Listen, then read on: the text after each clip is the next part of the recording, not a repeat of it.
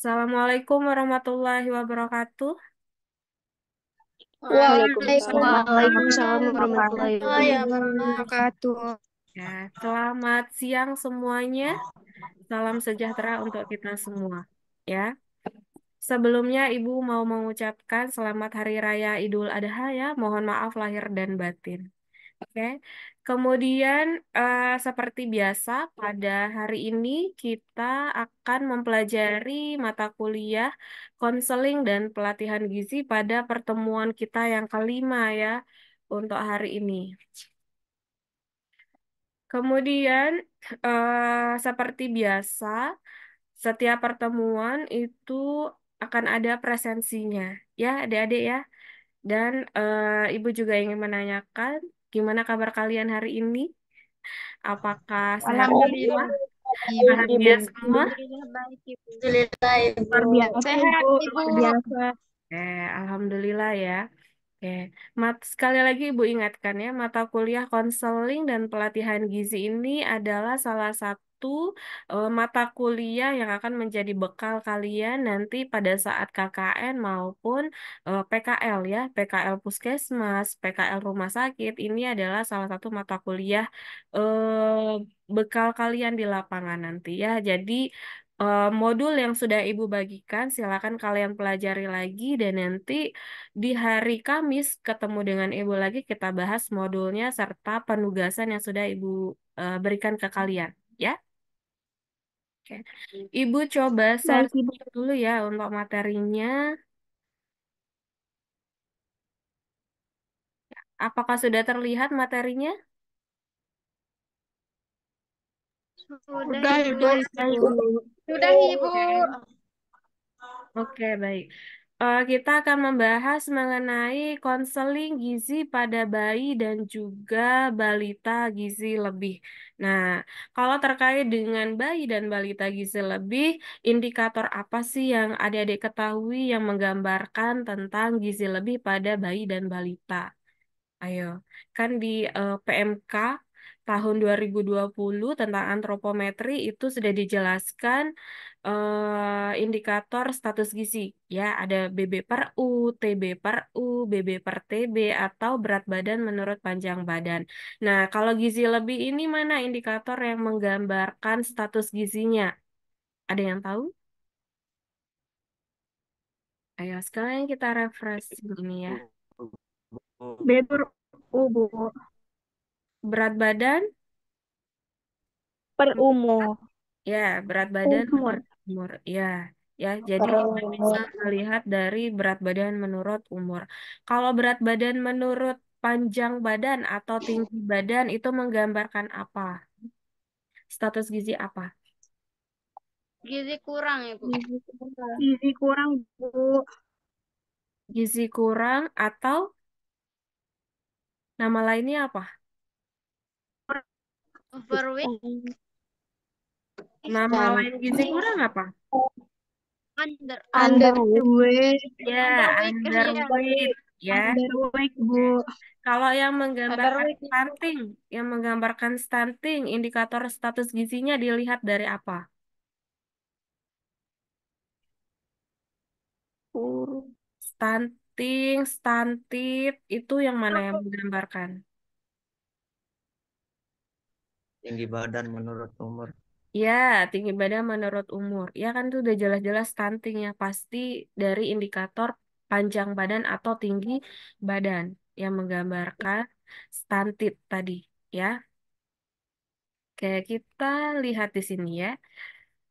Secara garis besar, masalah gizi yang terjadi pada masa bayi dan balita ini adalah salah satu masalah gizi yang masih ada sampai sekarang, ya. Berapa persen angka kejadian masalah gizi stunting di NTB? Ada yang tahu nggak? Yang terbaru, data yang terbaru. 13 atau 13? 17% Ibu. Ya, NTB 17 itu tahun. sekarang termasuk urutan keberapa secara nasional? Coba, ada yang tahu nggak? Urutan berapa sih sekarang kita NTB ini berdasarkan tingkatan nasional. Secara Indonesianya itu NTB udah di urutan keberapa? Apakah semakin tinggi atau semakin rendah angka masalah gizinya? Kayaknya semakin rendah, Bu. Ya, Semakin semakin untuk urutannya kurang tahu nasional. ya, nanti silakan kalian lihat lagi ya di SSGI di sana ada ya atau di Riskesdas juga ada data yang terbaru ya. Dan ini juga akan menjadi latar belakang masalah ketika kalian mengambil data penelitian di lapangan nanti ya. Oke. Kemudian saat ini Siap, masalah Bu. gizi yang ada pada bayi maupun balita tidak hanya masalah gizi kurang, tapi juga terkait dengan masalah gizi lebih, ya. Jadi kalau selama ini yang banyak kita atasi adalah melihat underweight, ya, atau gizi buruk itu yang sering kita atasi. Tapi kita nggak pernah lihat nih balita yang mengalami masalah gizi lebih itu seperti apa sih dia, bagaimana asupannya itu jarang terkontrol. Yang banyak kita kontrol adalah anak-anak yang dengan kondisi gizi kurang atau yang gizi Gizi kurang. buruk, Ya, ya. iya Ibu.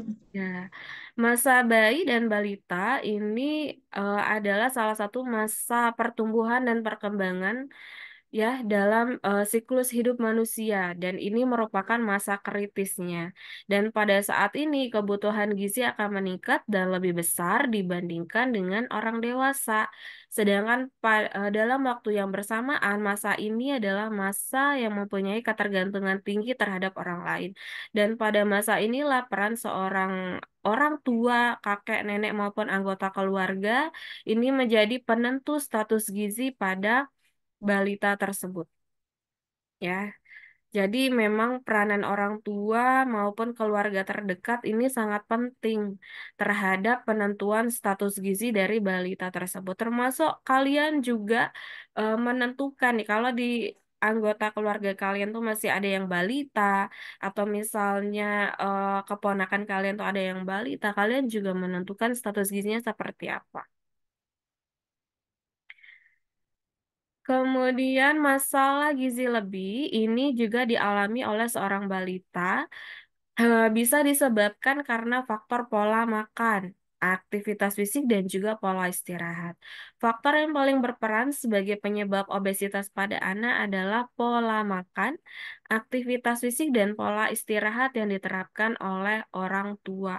Ya, tapi yang paling menggambarkan itu adalah pola makan atau kebiasaan makannya seperti apa.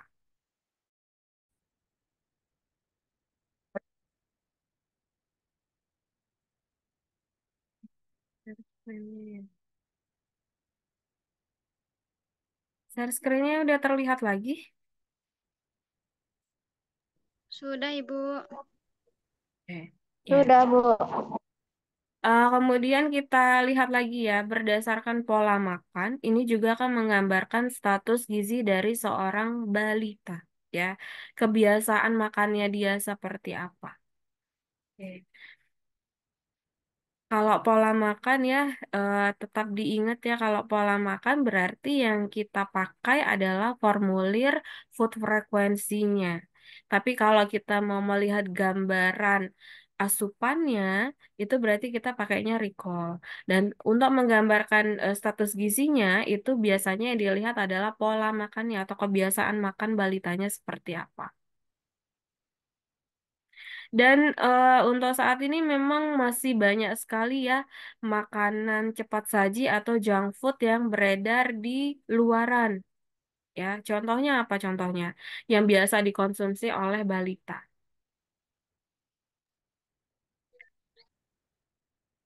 Apa contohnya? Ada yang tahu junk food, makanan cepat saji? Sebut merek, Bu. Boleh, silakan nggak apa-apa. Apa? Biasanya ibu-ibu kalau di desanya saya tuh sering beliin anak-anaknya ciki juga kadang kayak dikasih apa ya? Kalau di kota kan kayak mereka dikasih KFC lah gitu, burger kayak gitu-gitu. Terus tapi kalau di desa Bu, kadang kayak dibeliin ciki-ciki di warung gitu, yang kopong yang gak ada nutrisinya sama sekali, yang kebanyakan MSG. Ya, betul ya. Nah, kemudian kalau kita nih sebagai ahli gizi, apa kira-kira yang bisa kita apa namanya bisa kita berikan nih? Kita udah punya ilmunya. Terus aplikasi apa yang bisa kita kasih kalau kita lihat oh realitanya seperti ini nih. Nah, terus sebagai ahli gizi apa tindakan kita?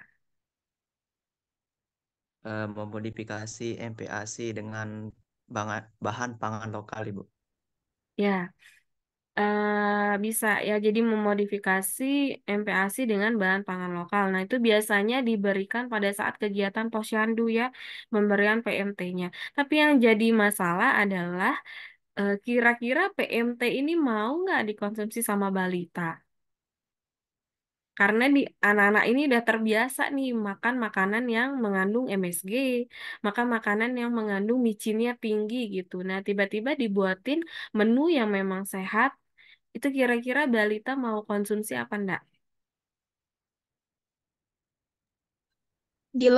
Kadang Bu, kadang nggak mau konsumsi juga. Kalau Nonis lihat di posyandu di rumah itu juga mereka menyesuaikan sama bayi balitanya kebiasaannya gitu.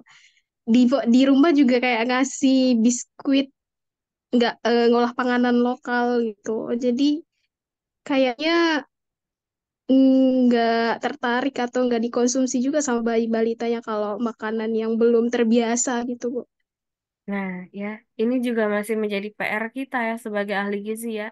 Apalagi nanti kalian bentar lagi akan turun KKN nih. Berarti kalian akan ikut turun posyandu kan.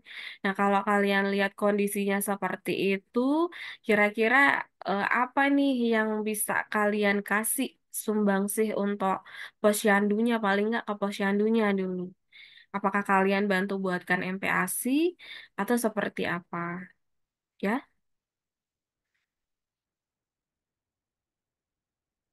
Kemudian ruang lingkup konseling gizi pada bayi dan balita gizi lebih ya. Bagaimana menentukan status gizi bayi atau balita dan menetapkan masalah pertumbuhan yang dihadapi oleh bayi dan balita. Yang paling dekat penentuan status gizi yang bisa kita pakai adalah KMS-nya ya, melihat dari berat badan menurut umurnya dulu. Kemudian identifikasi penyebab masalah pertumbuhan pada bayi atau balita. Jadi masalah gizi kurangnya, masalah stunting pada balita itu karena apa sih? Apakah memang karena pola makannya atau karena pola asuh orang tuanya? Nah, jadi ketika kalian di lapangan nanti, ketika kalian sudah menemukan banyak masalah, bisa jadi itu menjadi latar belakang kalian ketika mengambil skripsi. Ya, nah, nanti kan minggu depan kita bagikan nih nama pembimbingnya. Nah, sekalian ketika KKN tuh cari deh masalah yang ada di lapangan seperti apa. Dan kalian sudah bisa konsulkan dengan pembimbing skripsinya nanti. Ya, kalau kalian memang mau penelitian di desa tersebut. Kemudian, bagaimana menentukan penyebab masalah pertumbuhan bersama ibu? Memberikan kesehat, anjuran makan, dan alternatif pemecahan masalah, serta membangun komitmen dengan klien atau ibu untuk pelaksanaan saran konselingnya. Ya, nanti silakan kalian sambil baca modulnya. Di sana sudah ada tips dan trik dalam melaksanakan konseling, ya. Jadi nanti tipsnya seperti apa sih kita ketika menjadi konselor, itu juga sudah ada di dalam modul. Kemudian tahapan apa yang harus dilakukan dalam proses konseling gizi bayi atau balita gizi lebih? Yang pertama adalah tentukan dulu status gizi bayi atau balitanya. Nah, nanti silakan kalian lihat indikatornya ya. Kalau masih bayi atau balita berarti melihat indikator berat badan menurut umur, tinggi badan menurut umur, berat badan menurut panjang badan, atau berat badan menurut tinggi badan. Kemudian Tinggi badan. identifikasi dan penentuan penyebab masalah pertumbuhan pada bayi atau balita. Apakah ini karena pola asuh, karena pola makan, atau karena ada faktor lainnya ini yang menyebabkan balita tersebut mengalami gizi kurang. Memberikan nasihat anjuran makan, berarti nih kalau anaknya misalnya masih sering diberikan jajanan, ya biasanya jajanan itu yang buat anak-anak ini kenyang gitu. Nah, coba kalian kasih konseling ke ibunya, tapi secara perlahan ya, nggak bisa langsung kasih konseling terus ibunya mau nurut juga nggak bisa. Ya, alternatif pemecahan masalah, kemudian komitmen untuk pelaksanaan saran dan konselingnya.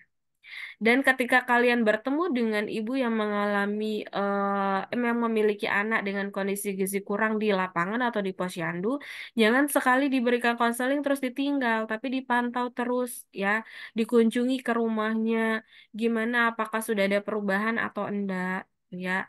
Dan sambil kalian pantau berat badannya, jadi bawa timbangan ke rumahnya. Mungkin 1 minggu setelahnya dicek lagi apakah ada perubahan berat badan atau tidak ya, atau mungkin berat badannya semakin menurun, itu juga perlu dicek apakah anak ini ada penyakit penyertanya atau tidak. Menentukan status gizi bayi atau balita. Status gizi ini adalah pusat perhatian dalam proses konseling, terutama kepada klien dengan status gizi kurang. Sehingga penentuan status gizi ini adalah tahapan yang penting dalam proses konseling. Dan penentuan status gizi ini adalah dasar bagi tahapan berikutnya dalam proses konseling. Ya, jadi memang ya, jadi kalau tahapan dalam melakukan konseling itu masih masuk di dalam tahapan ADIME, ya. Jadi jangan pernah tinggalkan ADIME-nya, asuhan gizinya, mulai dari tahapan asesmen gizi, kemudian diagnosa gizi, intervensi, intervensi di dalamnya ada konseling gizi, baru dimonitoring dan dievaluasi apakah konseling dan terapi diet yang kalian kasih itu bisa membantu meningkatkan status gizi balita atau tidak. Itu fungsinya monitoring dan juga evaluasi. Ya, jadi lihat dulu data identitas klien atau pasiennya, kemudian kalian cari data anamnesisnya, kemudian cari data apa namanya, asesmennya ya. Jadi data antropometrinya seperti apa, biokimia, fisik klinis, kemudian dietary history. Oke, masih ingat tentang ADIME? Insya Allah masih Masih. Ibu. Masih.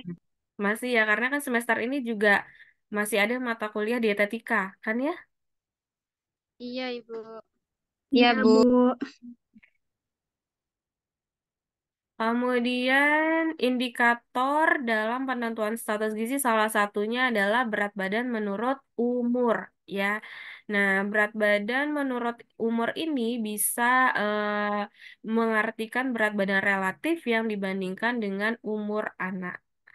Ya, kalau kita lihat berat badan menurut umur, ini bisa juga dilihat dari buku Permenkes RI tahun 2013 itu yang warna biru ya. Jadi kita bisa lihat di sana tuh, oh anak ini umurnya berapa bulan. Terus cek berat badannya itu udah kelihatan status gizinya seperti apa. Bisa juga kalau mengukur berat badan menurut umur menggunakan rumus apa? Ada yang tahu rumus apa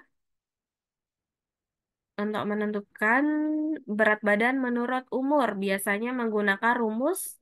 Skor. Z-score, Ibu. Iya, Z-score. Ya, kalau kita mau lihat secara langsung tadi pakai buku Permenkes tuh yang warna-warni dalamnya masih ingat? Nah, pakai yang Iya, Ibu. ya, oke. Kalau kalian mau menghitung secara langsung berarti pakai ini ya, pakai rumus Z-score. Rumah skor, Oke. Z-skor Nah, oke ya. Kemudian standar antropometri juga ada panjang badan menurut umur atau tinggi badan menurut umur. Ya, panjang badan menurut umur atau tinggi badan menurut umur ini akan menggambarkan pertumbuhan anak menurut panjang atau tinggi badannya berdasarkan umurnya.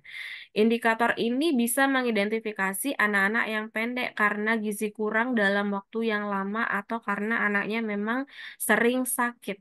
Ya, dan ini terjadi bisa karena PHBS-nya atau bisa juga karena pola asuh dan juga pola makannya. Ya, tidak hanya pola makannya saja, tapi kondisi ibunya saat saat dia hamil itu juga menentukan kondisi status gizi anak yang dilahirkan. Oke. Kemudian ada berat badan menurut tinggi badan. Nah, ini memberikan identifikasi masalah gizi yang sifatnya akut. Akut dan juga ada yang kronis. Kalau akut berarti kan terjadi secara tiba-tiba. Akibat dari peristiwa yang terjadi dalam waktu yang tidak lama, singkat. Nah, itu makanya namanya tiba-tiba atau akut. Misalnya ada wabah penyakit atau kekurangan makan yang mengakibatkan anak menjadi kurus. Indikator ini juga bisa mengidentifikasi kegemukan. Kemudian kekurusan dan kegemukan pada usia dini akan berakibat pada rentannya balita tersebut memiliki masalah gizi atau bisa juga terjangkit oleh penyakit degeneratif pada saat usia dewasa. Salah satunya yang mana yang paling dekat?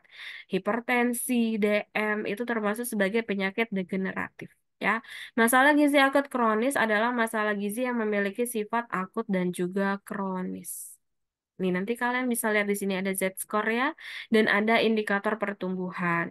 Berat badan menurut umur, panjang badan menurut umur, sampai dengan indeks massa tubuh Ente menurut ya menurut umur. Ya, di sini silakan bisa dilihat ada yang di Z-score di atas 3, ya standar deviasinya di atas 3, di atas 2, 1. Kemudian ada yang di tengah-tengah itu namanya median, di bawah -1, -2, sampai dengan di bawah -3. tiga. Nah, biasanya kalau di atas 3 itu udah eh, mengindikasikan atau menggambarkan bahwa anak ini mengalami masalah gizi lebih. Oke, ya. Sampai di sini ada yang mau ditanyakan? Nah, ini ya. Ini adalah contoh apa nih? Gambar apa ini? Izin Ibu mau bertanya. Oh iya, KMS. boleh silakan. Terima kasih Ibu. Eh, di sini izin mau bertanya. Kan Ibu tadi pernah eh, memaparkan materi tentang kenapa anak kecil itu cepat kenyang kalau sering dikasih snack, Ibu. Ya, Jarang mau makan. mm-mm. Kenapa itu, Ibu? Hanya itu aja yang saya tanya. Oke, ya. Oke, bagus ya pertanyaannya ya, karena ini memang realita yang terjadi di lapangan ya. Misalnya anak-anak kalau udah dikasih jajanan itu nafsu makannya udah menurun. Kenapa? Kenapa begitu? Karena kita tahu yang namanya makanan jajanan atau selingan itu kaya akan kandungan apa? Ada yang tahu? Natrium. Iya, natrium, ya. Apalagi banyak kandungan MSG-nya di sana. Nah, natrium itu rasanya apa? Ada yang tahu? Asin. Ketagihan. Kayak bikin ketagihan, Ibu. Natrium itu rasanya Asin. asin. Oh, rasa Micin. asin. Astagfirullahaladzim. Iya, Asin tuh, asin yang ada mungkin di saraf juga. tuh. Ya, Asin. nah, ya. Anak-anak ini, balita ini, kalau dia dari awal udah Nah, diperkenalkan dengan iya. rasa makanan, itu yang buat dia nggak mau konsumsi makanan yang dibuatin oleh ibunya.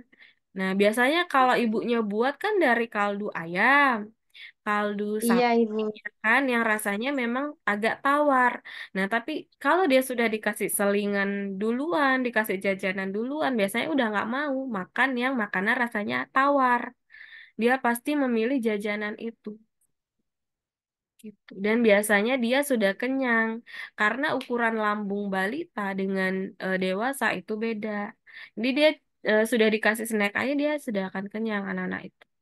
Dan nanti ketika kalian di lapangan, silakan diedukasi ibu-ibunya ya. Kalau bisa, sebelum anaknya dikasih jajanan, walaupun dia nangis atau minta jajanan, mulai dibiasakan untuk dikasih sarapan dulu. Karena itu yang paling penting sarapan itu ya.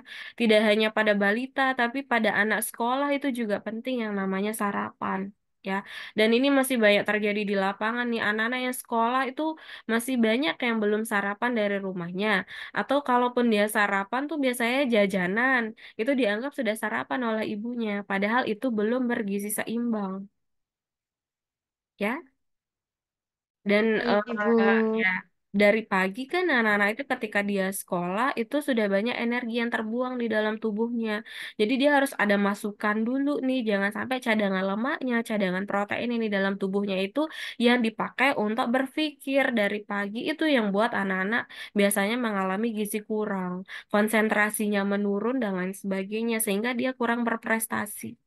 Nah, kalau untuk balita, itu tadi karena jajanan itu rasanya lebih enak dibandingkan dengan makanan yang dibuatkan oleh ibunya sendiri.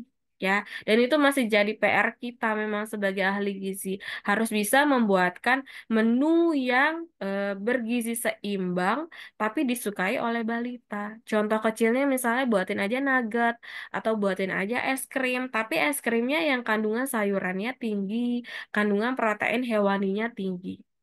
Itu mungkin kalau itu anak-anak pasti suka. Ya, atau kita buatin dia nugget, tapi nugget yang versinya ahli gizi.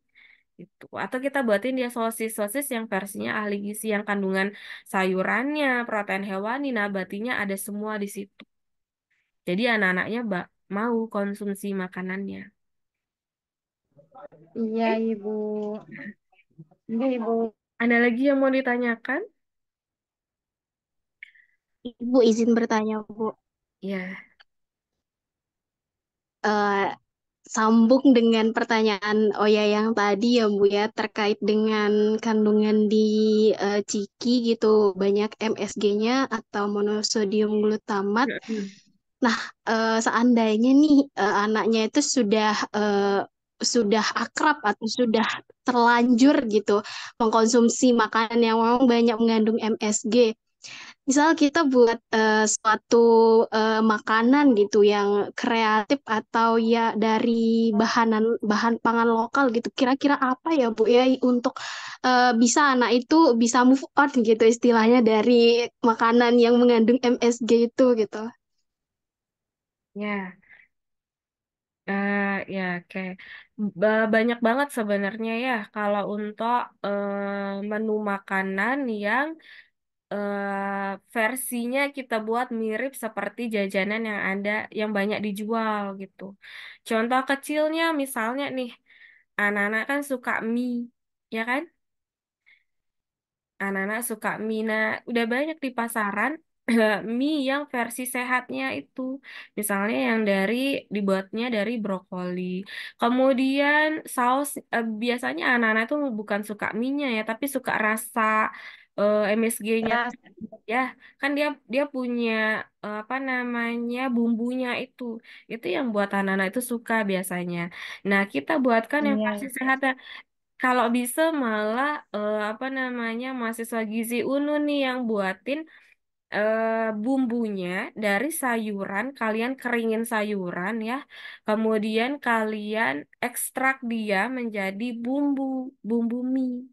Misalnya dari brokoli kan bisa, bayam itu bisa. Kalian buat dia jadi tepung-tepungan, terus kalian olah menjadi bumbu yang bisa kalau ditahan, bisa disimpan lama gitu untuk kandungan minyak itu. Ya, dan belum ada sih yang sampai di sana yang skripsinya seperti itu. Yang ada baru pembuatan MPASI ya. Kemudian ada yang untuk biskuit ibu hamil. Kemudian ada yang buat PMT untuk balita gizi kurang.